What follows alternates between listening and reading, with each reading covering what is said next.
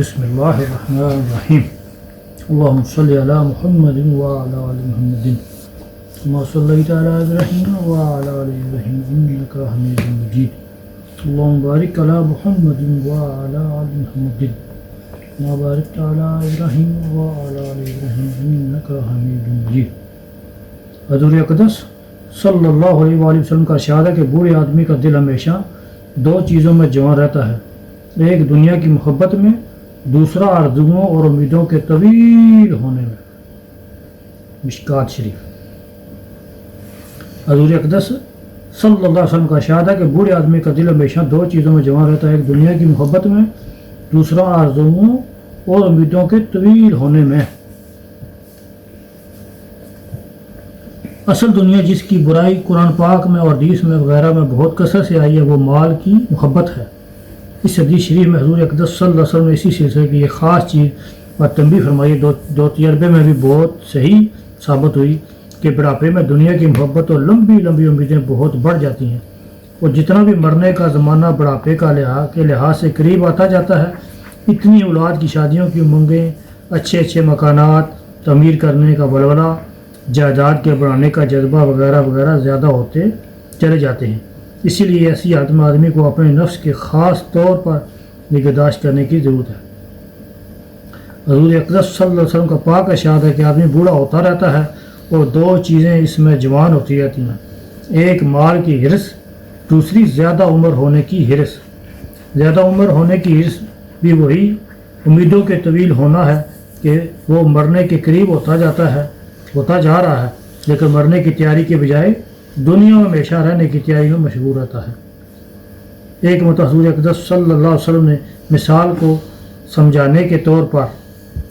دے کر سمجھانے کے طور پر ایک مربع 4 لکیروں والی شکل کھینچی اور اس کے درمیان میں ایک دوسری لکیر کھینچی جو اس مربع شکل سے آگے نکلی چلی گئی۔ پھر اس مربع شکل کے اندر چھوٹی چھوٹی لکیریں بنائیں جس کی صورت علماء نے مختلف لکھی ہے، جملہ اس کے یہ واضح ہے۔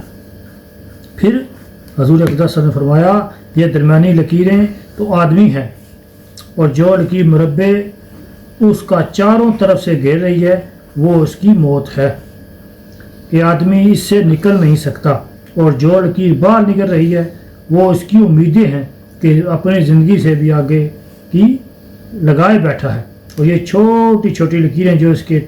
دونوں طرف ہیں وہ اس کی بیماریاں، حوادث وغیرہ ہیں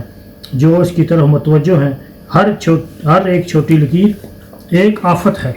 اگر اس سے بچ جائے تو دوسری مسلط ہوتی ہے، اور موت کے اندر تو گرا ہوا ہے ہی کہ وہ تو چاروں طرف سے اس کو گھیرے ہوئے ہے، لیکن امید کی لکیر موت سے بھی آگے نکلی ہوئی ہے۔ ایک حدیث میں حضور اقدس صلی اللہ علیہ وسلم نے اپنے سر مبارک کے